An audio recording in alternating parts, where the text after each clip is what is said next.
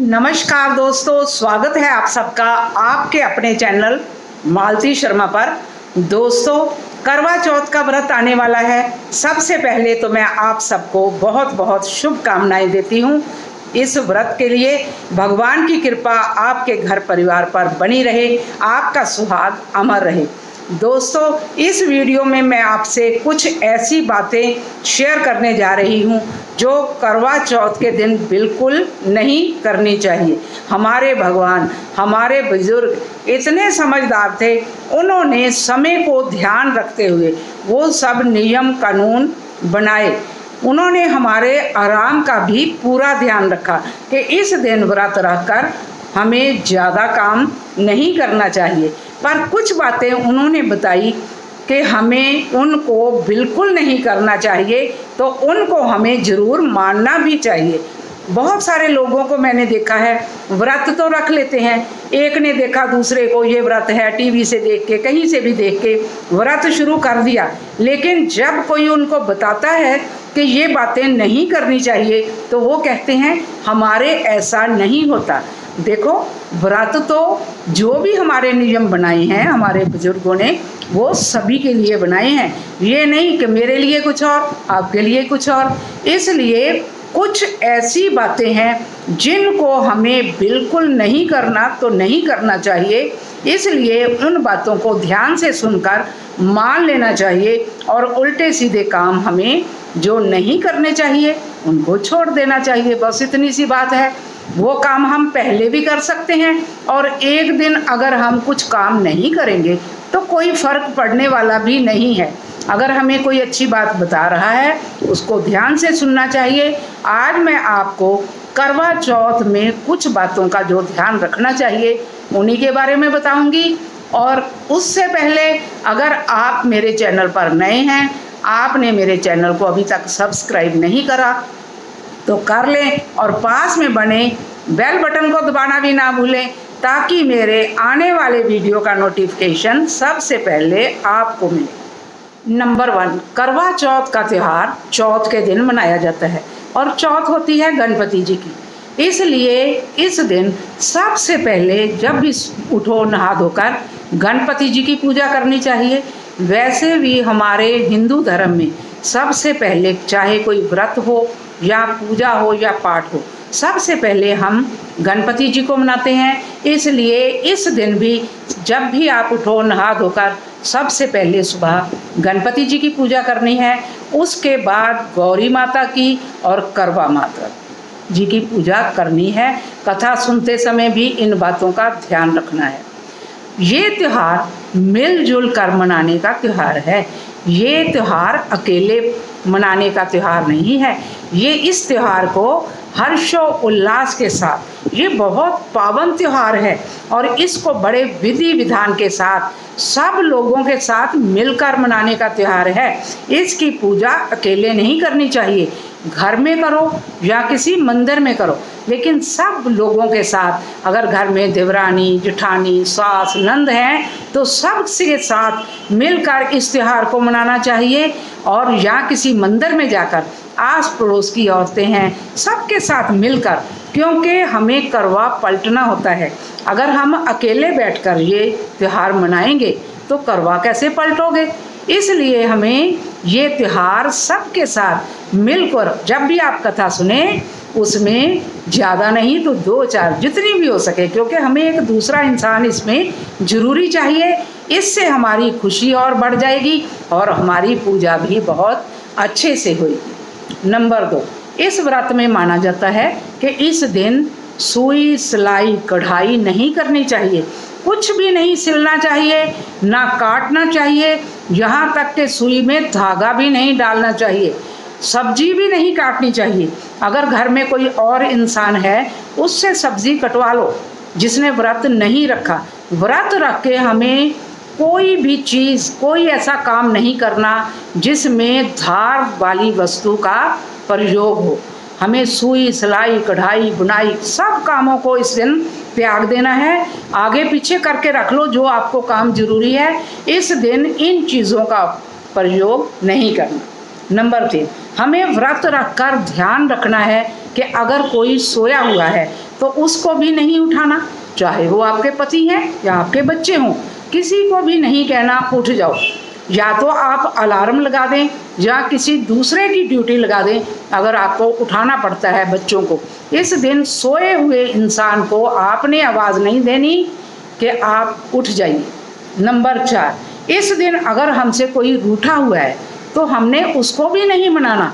आगे पीछे बहुत दिन है लोगों को मनाने के लिए, किसी को भी आपने ना किसी से गुस्सा करना है ना रूठना है।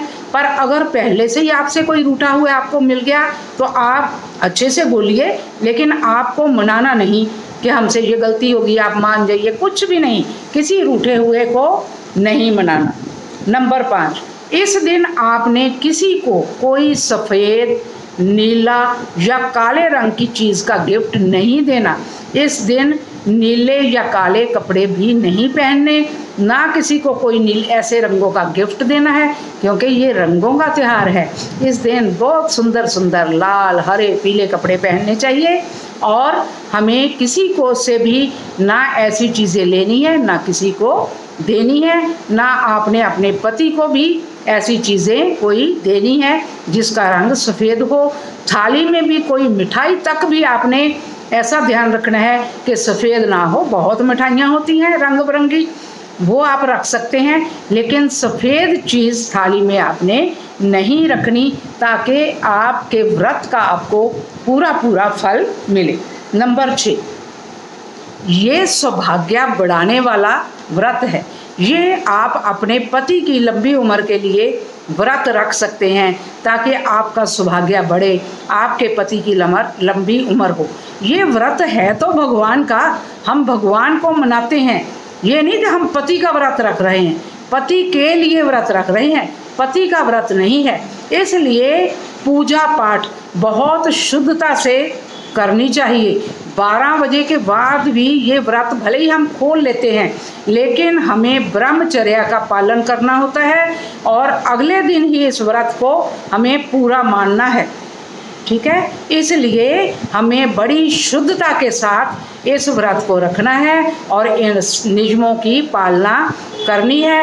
हंस के सबके साथ बोलो, पति के साथ प्रेम से हंसी करो, मजाक करो, पूजा करो, पाठ करो, लेकिन ब्रह्मचर्या का पालन जरूर करना है। नंबर 7, मासिक धर्म में भी ये व्रत रखना होता है, लेकिन पूजा पाठ में इन बातों का ध्यान रखना है कि आप किसी कथा वाली किताब को, क्योंकि उनके ऊपर भगवान की फ़ोटो बनी होती है, उनको आपने नहीं छूना और चंद्रमा को अर्घ नहीं देना। जब भी आप पूजा करने लगें किसी दूसरे इंसान को अपने साथ ले जाएं, अपनी थाली पूजा वाली उसको पकड़ा दें और अपनी पूजा उससे करवाते रहें। लेकिन जो आपने बयान करना है, देना है अपनी सास को, उसको आपने ही मनसना है। ये नहीं कि वो किसी दूसरे से नहीं कराना, वो आपने मनसना है। पूजा पाठ आप किसी दूसरे से करवाइए और रात को जब अर्घ देना है तब भी अपने पति को साथ में खड़ा कर लें या घर में जो भी कोई है उससे अपना अर्घ दिला दें और हाथ जोड़कर नमस्कार कर लें। लेकिन आपने अर्घ खुद नहीं देना, ना पूजा पाठ की किसी किताब को या भगवान को आपने छूना है।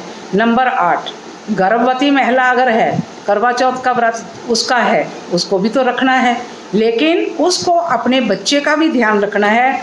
उसको शाम को कथा सुनकर दूध या पानी या चाय पी लेनी चाहिए और सुबह उठकर सरगी भी कर लेनी चाहिए। कुछ लोग सरगी करते हैं जो सास द्वारा दी जाती है, बड़े बुजुर्ग हमारे खाने पीने का सामान देते हैं, लेकिन कुछ लोग ऐसे हैं जो सरगी नहीं करते। इसलिए अगर आप नहीं करते और कोई प्रेग्नेंट औरत है उसको भी, ताकि उसके बच्चे को कोई नुकसान ना पहुँचे, उसको भी सूर्य चढ़ने से पहले सरगी कर लेनी चाहिए और शाम को भी कथा सुनकर चाय पानी पी लेना चाहिए। नंबर 9, इस दिन नई चूड़ी का बहुत विधान है। चूड़ियाँ इस दिन नई खरीद कर जरूर भरे भरे हाथ होने चाहिए। सुंदर सुंदर चूड़ियाँ पहनने का, मेहंदी लगाने का व्रत है। कपड़े जरूरी नहीं कि आप नए पहनो, क्योंकि आप अपने शादी वाला जोड़ा इस दिन पहन सकते हो। जहाँ आपके पास जो भी सुंदर कपड़े हैं वो भी पहन, अक्सर लोग अपने शादी का जोड़ा इस दिन पहनते हैं। उसमें नए कपड़े पहनने का कोई ऐसा विधान नहीं है, बस कपड़े साफ सुथरे सुंदर होने चाहिए। लेकिन चूड़ी और जो मेहंदी है उसका बहुत विधान है, श्रृंगार खूब करना है। नंबर 10, व्रत करना एक तप है। हम जो व्रत कर रहे हैं वो एक तपस्या है। पर कुछ लोग क्या करते हैं, इस दिन श्रृंगार करने में इतना लगे रहते हैं, बाकी चीज़ों को, उनको पूजा पाठ का ध्यान ही नहीं रहता। ये व्रत पूजा पाठ का त्योहार है, ये एक तपस्या है। इस दिन बहुत सारे लोग ब्यूटी पार्लर जाते हैं। जब हमें कुछ चीज़ों का यूज़ करना वर्जित है तो हमें घर में ही तैयार होना चाहिए।